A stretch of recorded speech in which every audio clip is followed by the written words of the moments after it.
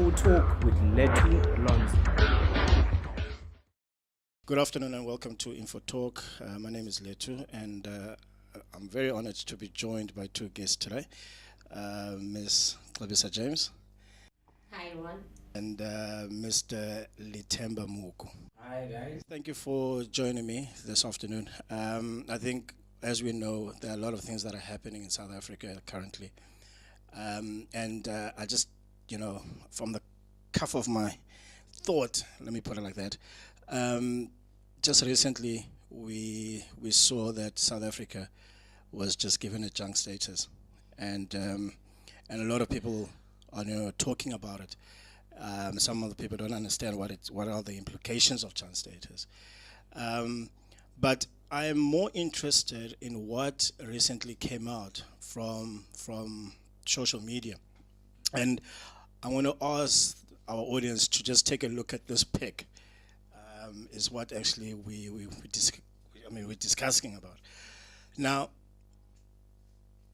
this pic for me, really, as someone who stands against women abuse, it really, got me and really touched me. I would like to hear your views around it, and what do you think is Mr.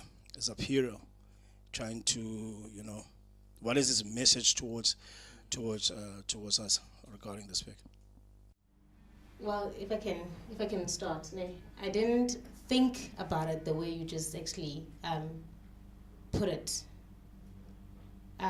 When it comes to women being abused or being abused, what I saw when I looked at that, I saw how we are how as women sixhaphazwa, and so much that the abuse is gone like in a higher level of abuse. So much that the leadership that we have as a South African country is that people look at the leadership and they praise and they worship and do all sorts of things. But at the same time, as a country, and obviously it's represented as a woman, we are being, excuse the language, fucked big time. Do you want to say something like that? But for me, I feel like it's not anything new. It's something that's always been there. But now, Uzapiro drew it in a picture with so many words. Yeah. You know what I mean? Yeah. I have no issue about it. I don't. But I feel like I'm more in agreement to what he's saying. Yeah. Whereas women were abused, or whatever and all of that. But at the end of the day, it's what's happening generally. And I feel like we're almost forced to just accept and move on. I'm so passive about it, like that. Yeah. I don't know. Would you have something? I think because in all honesty, looking at that picture, like it's more along your lines as to what you guys were saying about how the women are being abused. Literally, like that's what's happening in our country. That our country, they fail to see the power that they have. Much like in most cases, like if you can actually just talk about like the abuse and those kinds of things, but in most times when people are being abused, they often forget the power that they have to the point where they allow people to do whatever they please with them. Same as our country, we as South Africans, we've literally stood by and watched our country burn to the ground.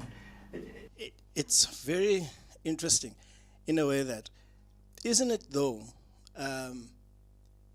violating this thing of freedom of expression? Because in a way, yes, these things are happening in the country, but I think as well the dignity of the president must still be intact. So, isn't it the way of really violating also the president's, Guys, for me, Shem, I feel like the attitude that South Africans have towards our president is something that he has created himself. Yes. if he had respected the country as a leader, then he would obviously get back that kind of respect. Look at Thabo Mbeki, look at Nelson Mandela. There is so much respect towards them from the country as compared to, you know what I mean? No, but okay, fine. I hear your point, but I still feel that even though he is doing things that we don't like as South Africans, you know, but I still feel that he deserves his respect, and I think that that picture for me is really a way of really just disrespecting someone who's. I mean, I come from a culture of, you know, hlonipha umuntu omdala. You know, so irrespective of whether umuntu omdala, you know, has done you wrong, you have to, you know, you still respect it. So where is that? I mean, where is the link of not? I mean, missing the mark in that. I mean, I really feel that the mark has been missed regarding that. Okay, going back to the point uzenayo about ukuhlonipha umuntu omdala or whatever the case may be. Well, we've been raised like that.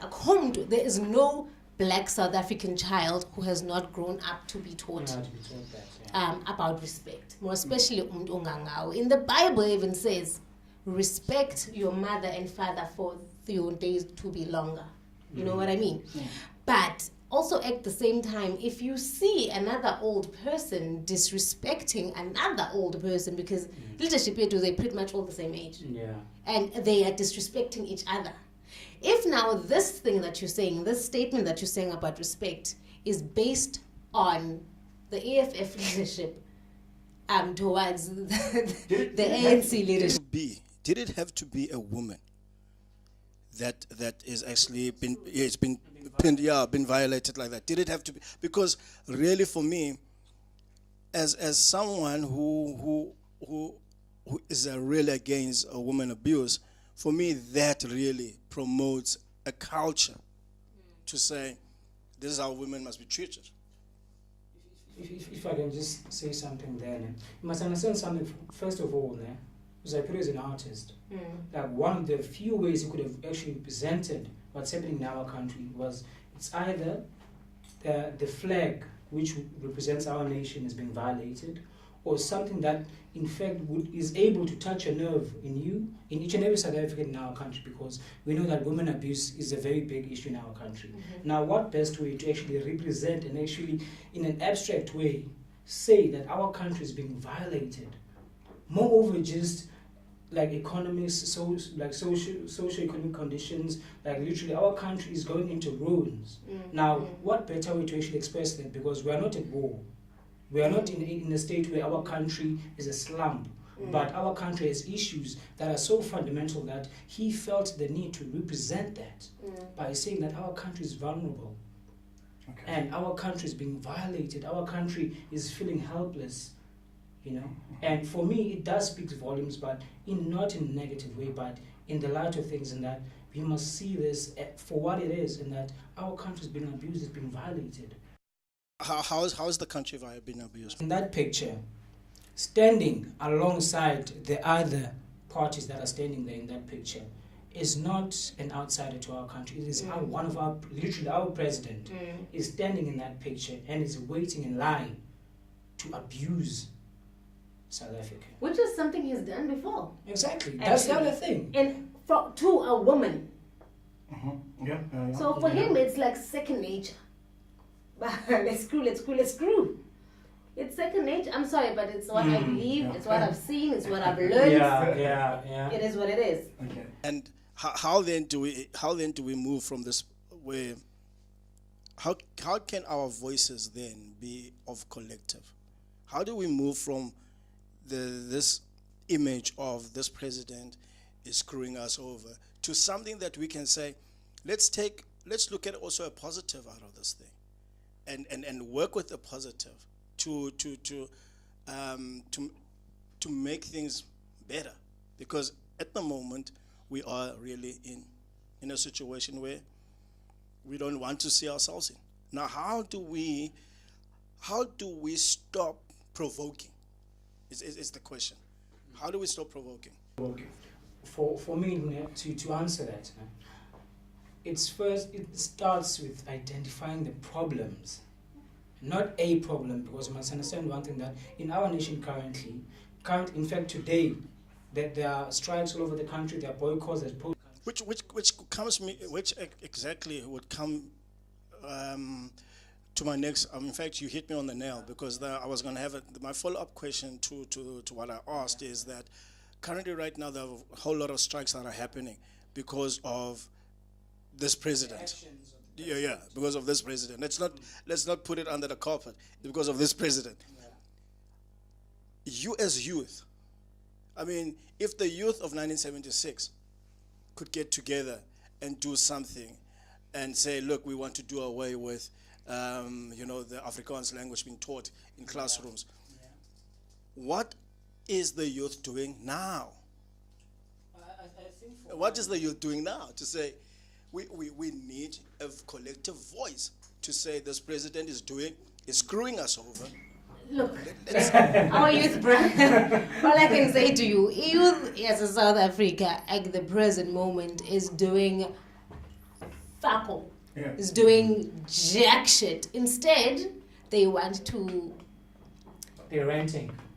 Not really ranting, more than making fun of the situation. Yeah. And it's not a situation that people can make fun of, but we entertain ourselves with it some way, somehow. Yeah. And for me, personally, I feel like ngaske, people be mature about it, more than just making jokes about it and whatever. Let's if there could be actions that could be done in order to get this thing to stop, be it to get the president off. He's supposed to be our role model. And we are not seeing it. Yeah. You know what I mean? I mean, it should be the beacon of the nation. Exactly. Exactly.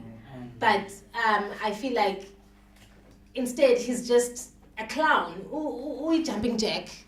You know what I mean? Then, would you then say that we then need to go in our numbers and go and vote for change?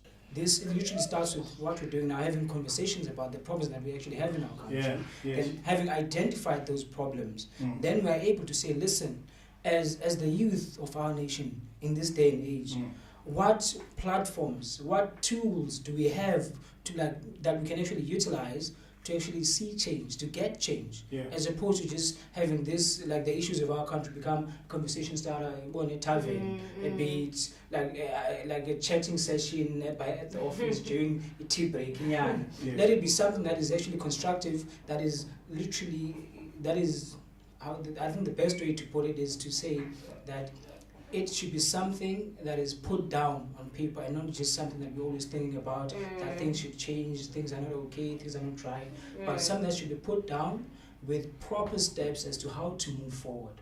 And on the previous note that you had said that you were telling a lot of us looking at the positive side of things, that is how things get worse. No, I'm not saying let us put aside what is going on, all this. What I'm saying is, can we take out a positive out of this whole, kabang that is happening right now and say, let's work what is it? It's uniting us. It's unite. Listen, when there's someone literally who is in power at that point, literally you can imagine someone, he's literally at the highest department in the highest position in the country. He controls our country. Now, all his actions so far have led to the point where South Africans as a collective, as a whole, the entire nation of South Africa is against him. In the past, the only time that ever had happened was during apartheid government. Whereas it literally now, it's even worse because it's someone of our same skin color. It's someone who can sit to and speak in the same language.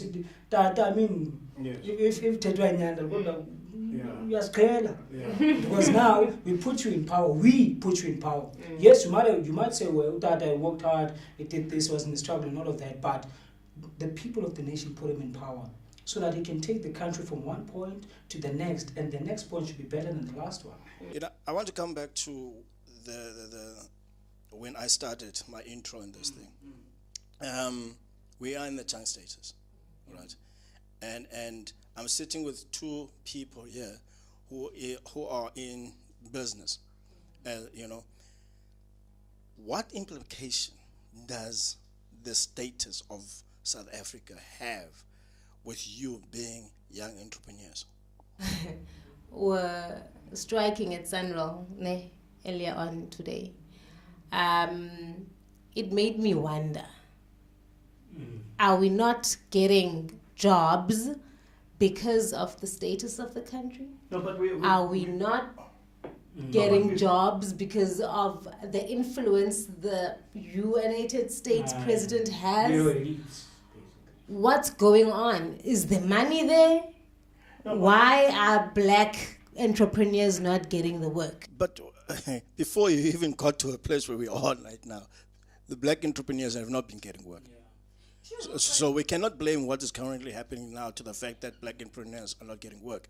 You know, it's as, you know, in my understanding, the whole strike that happened at SNRL was the implementation of this 30% that the government had, you know, passed the bill that in all spheres of government, all departments, 30% of procurement must happen to black business, must be given to black business, and also youth-owned business. Now, the question, the thinking around that is that how is that going to be implemented? And I think the implementation on that is the problem, because now you're having people who get these, you know, who are in these departments and get these funds. And I think I also read there's something similar where these people who look at the loopholes and end up feeding their own families. You know, they'll tell, you know what, submit your company profile quickly, so, you know, so that I can. It's not having accountability, you know, and I think I think people now are not educating themselves in realizing what really the chance status will mean to them. You know, now they look at the chance, now they want to bring all the other things to say it is Zuma, whereas it's not Zuma in everything. We cannot blame Zuma in everything. Yeah. So I think people just also need to be educated about this thing, and we need to hold municipalities accountable. You know, we need as and more especially the young voices, because these people are going to leave and other people are going to come in, you know, and we need to be having our foot mark right now and not being afraid because I know who put so and so and who put so and so. Because now I would go with who put so and so with places like Finesse and so forth to have a drink with him. Now I am against him on certain things. Who put so and so controls certain department maybe, or knows a friend in that department that will give you a tender. Now you know. But also, when you're talking about this whole, the departments, the tenders and whatever, I feel like as black people, can we just take our minds out of tendering? Because it's not going to make it, it's not going to build it, it's not going to do whatever. Definitely. Try and find other ways of making this money. We don't need a tender to make it. You know what I mean? So, when you talk about education or educating people, educate them on the fact that tenders is not life. And I like the point that you raised earlier, to say it starts with a platform like these. These are the platforms that we need to have, and these are the discussions that we need to have to say these things that we see, and we know they're not going right. Yeah. Let's talk about them. Let's make these people get the message across, and let's not be afraid to talk, because once we really have our voices, people will start listening. And also just to point out, guys, on this tendering thing, I feel like, because I remember a time in my life when I started getting into business, and unfortunately I'd met, I think now I'm grateful to those guys, but at that time I didn't realize it, but I had met up with people who are Bonama tenderpreneurs, and all that they were about is attending these sessions and paperwork and tender documents, like literally all the time. All this program was tendering basically. And upon my own research, because I struggled so much to actually even get like literally one contract, to the point where I started doing research as to what other ways can I make business within tendering, but without having to wait in the queues. And it all boiled down to one thing: who do I know? And as someone at that time, I mean, I was in my early 20s, and there was no way I knew someone in a position there personally who could hook me up. So you find that Babando actually, it's either you speak to these guys, you tell them, listen, okay, this tender is for this amount, I'm going to give you 10% or whatever amount, because you don't have it. You don't have money. So you promise them that what they do is that it's either they inflate the price, whereas they say, listen, tender in at a certain bracket so that you'll fall on the shortlisted guys, and then...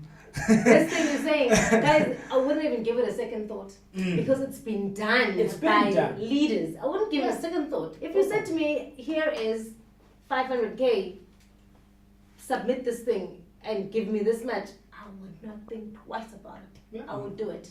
It's been done so many times. Exactly. You know what I mean? So when I'm giving out what to do, so basically that, and then further research, and then I realized what most South Africans, specifically black business South Africans, where they miss the mark is that tenders were not meant for you to be consistently in that system. It's supposed to create a revenue for you so that you can have capital to venture out and do business, go into the private sector, because you must understand something, that our government does not generate enough revenue within tendering so that people are sustainable. As a result of that, you find that by someone who is tendering in PE, is tendering in East London, in Gaafreinet, in Joburg, because there's not enough money within that, simply because they don't see the bigger picture that save up, have capital, from your capital, go into private sector, because the private sector makes up 90% of business in our country. So if you're going to stay within that tendering, you're closing up space for the younger guys, for the newer guys. As a result of that, our country is not growing, our economy is not growing, staying in the same place. Hence, going back to this child status thing, that hence you find that in 1994, in fact in 1996, our status was much better than what it is now in 2017. Simply because our people have not realized that business does not revolve around government. Business is us trading on a day-to-day basis. Business is with each other. It's not with government, because government, that's our money. That's literally somebody paying you. No, thanks a lot, guys, for coming through. I'd just like to get your last opinion or view in terms of that picture. Yeah, your comment rather. That picture there. That picture is speaking the truth, and all in all, that just needs to be changed. That's what I feel, and that's what I believe. If no one does nothing about it, I'm not saying there should be somebody, I could do something about it. I'm not saying it's a responsibility of the next person or whatever. I could do it. But I don't have enough power. But something needs to be done. Okay, and your last closing comment? I think I was just, in fact, just to agree with her, but in saying that as the youth, collectively, we have a lot of power. Now, as a lithium, I don't have enough power, but as a collective, I mean, you imagine the whole of people younger than 35 getting together, writing something down, which is a solution, and putting it up, and that's it. Simple as that. There you have it. Thank you very much for joining us on the very first episode of Positive Talk, and we hope next week you will be with us. Thank you very much. We're closing. Bye-bye.